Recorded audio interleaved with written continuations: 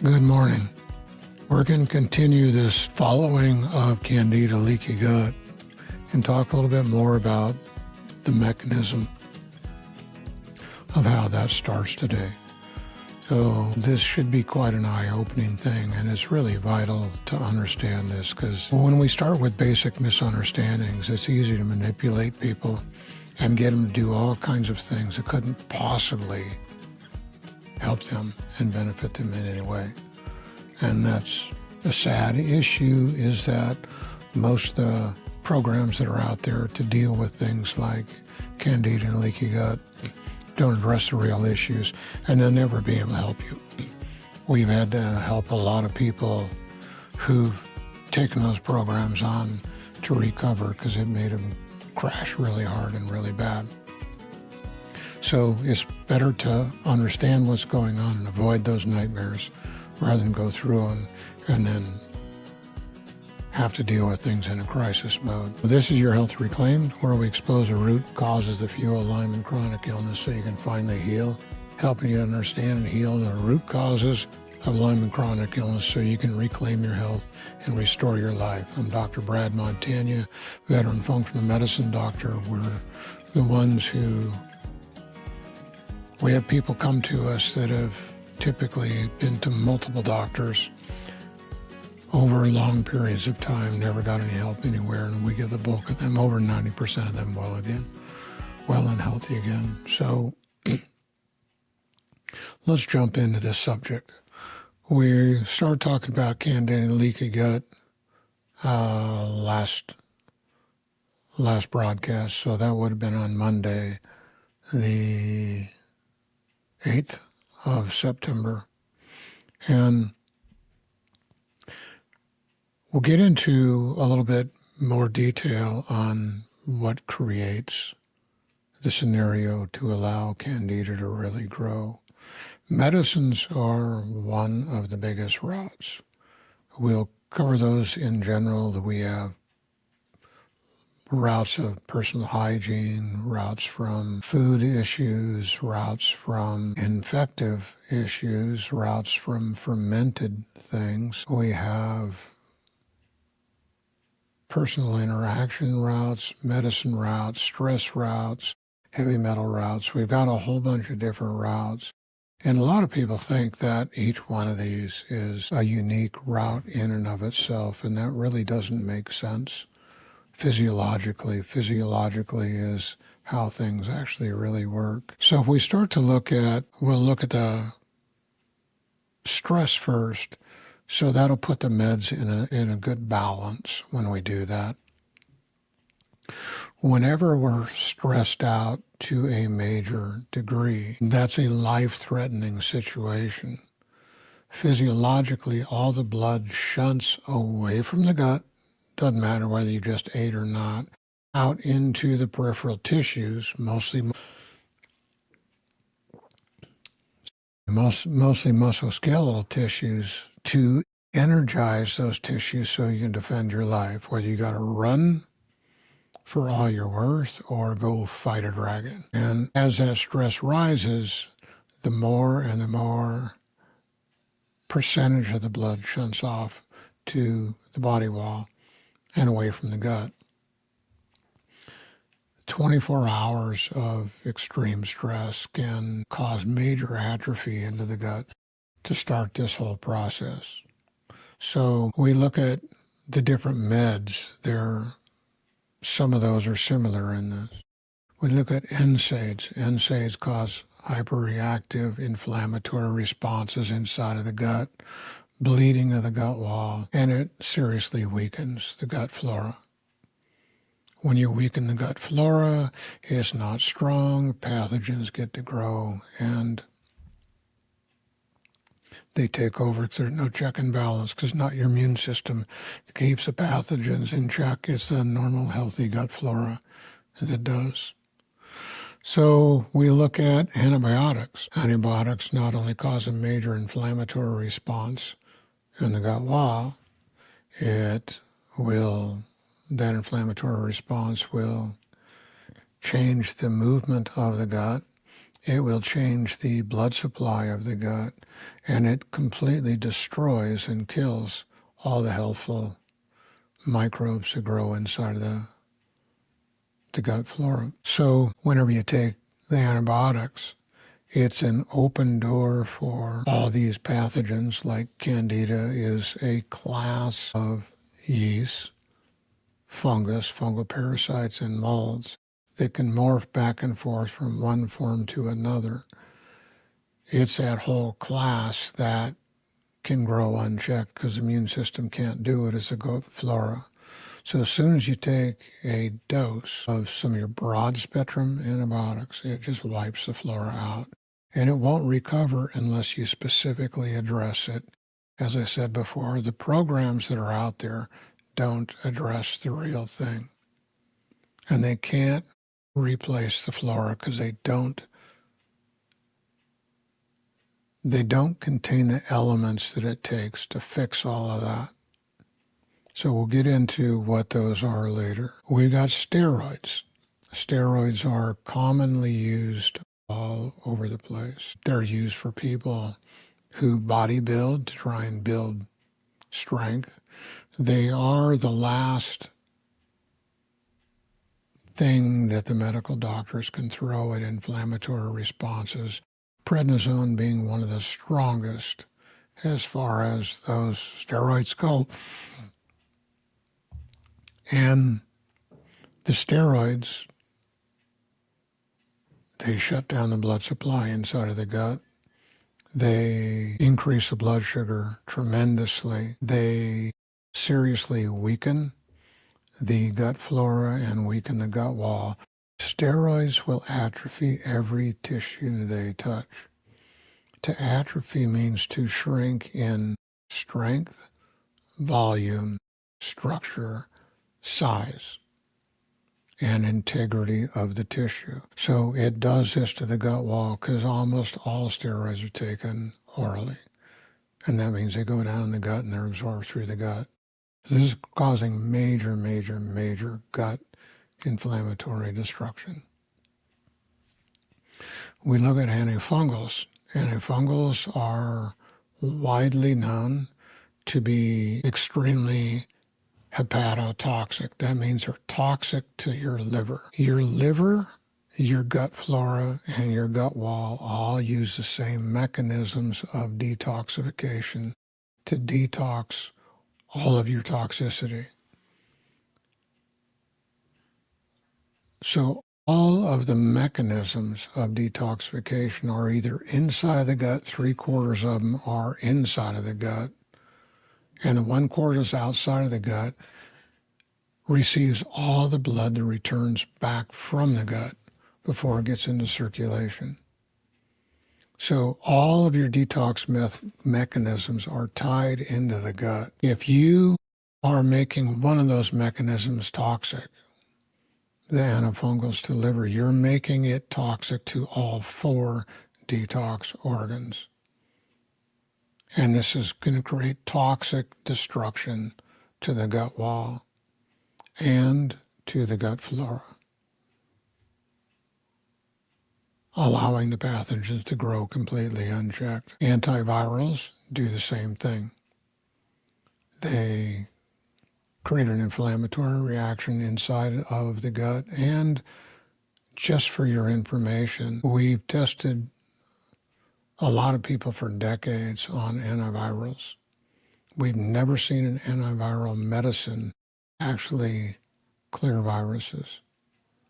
You know, one of the strongest viruses out there is hepatitis. And from a medical standpoint, once you get hepatitis, you have it for life and you can pass it on to your children if you had it before you made the children. We've been consistently able to clear hepatitis in average of 6 weeks with natural means, in case after case after case after case. So we don't need to create this kind of toxic environment. And one that really, I didn't know this, somebody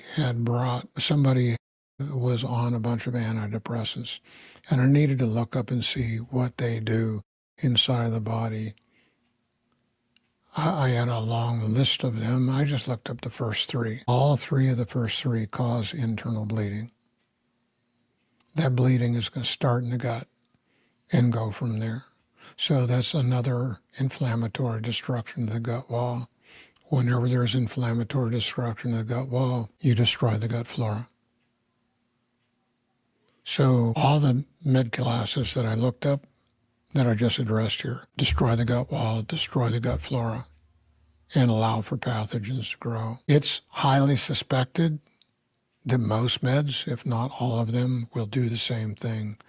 But these ones, they're in the literature, and you look up the adverse reactions, you can find these things in the adverse reactions and inside of the literature. So let's look at food intolerances.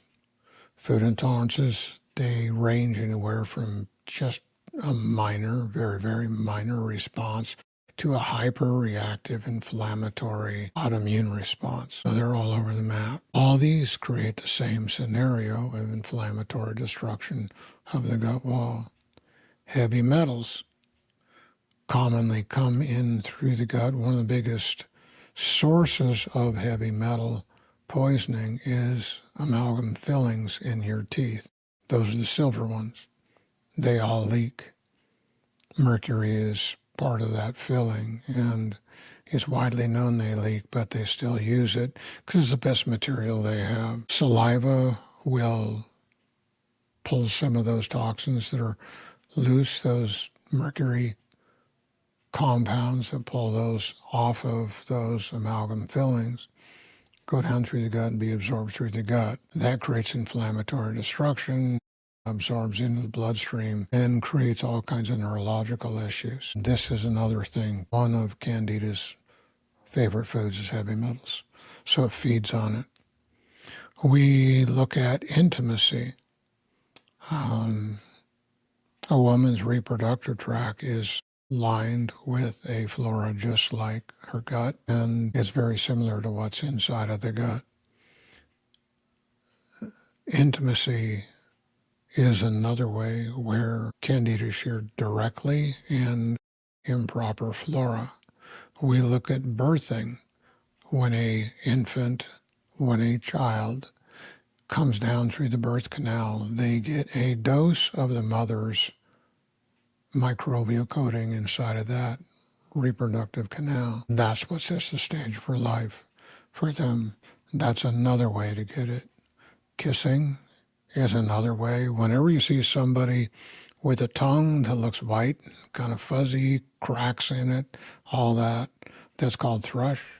That's a Candida overinfection. I've seen a lot of people with this, and it's interesting when you see some doctor who claims to be in some kind of natural sense with a white cracked tongue with this edges scallop on it, and they're obviously not looking healthy, and they don't realize what's there and don't deal with it. And it's a major part of their health issues. So, especially French kissing, you're going to share that. Also, we look at sharing of food. That's another way that can happen. There's a possibility of getting it through blood transfusions, and that's generally not the yeast form that's going to come through a blood transfusion. We've seen Lyme disease cross through blood transfusions in multiple cases, but it's the fungal form that typically goes systemic as far as Candida goes. The fungal and fungal parasite form, and the mold spores, they travel from the lungs, outside of the lungs, to get processed primarily into the gut, the liver and the gut. And if those are traveling when somebody gives blood, those routes will do that also. So, and the fungal forms typically grows in every tissue inside of the body. Mold comes in through the lungs, generally doesn't grow as a mold. It may morph into a fungal form and grow elsewhere. But sinuses are one case where if there's a constant exposure, that can happen also. And Another way for blood to transfer is bug bites. If somebody has a good systemic fungal infection going on, there's a lot of people with that, and they don't know that's the case. And the medical institution just does not have a way to test that. We've got to use other means of testing. That's another form of blood transfusion, where if it feeds off of one host, whatever microbes are in the blood is going to pick those up, or on the skin where they pierce the skin.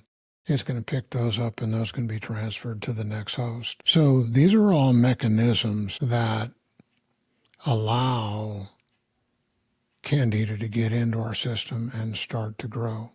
Either sets the stage for gut atrophy that allows pathogens to grow, or it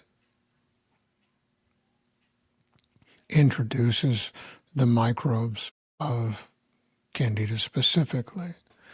So I'll add this on this because we're running out of time, and I'll get into the mechanism inside the gut, how this happens, in the next podcast. But when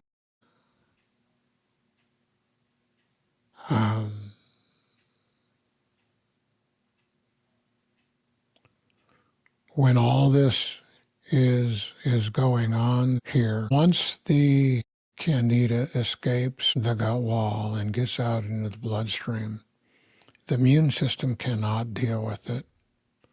The cell walls of Candida in all its forms, its yeast form, fungal parasite form, and mold form, are all made up of chitin. And for those of you who are wondering what I'm talking about fungal parasites, when you look at mold and you look at fungus, those cottony, fuzzy-looking, harmless things sticking out, those are the feeding tubules called mycelia.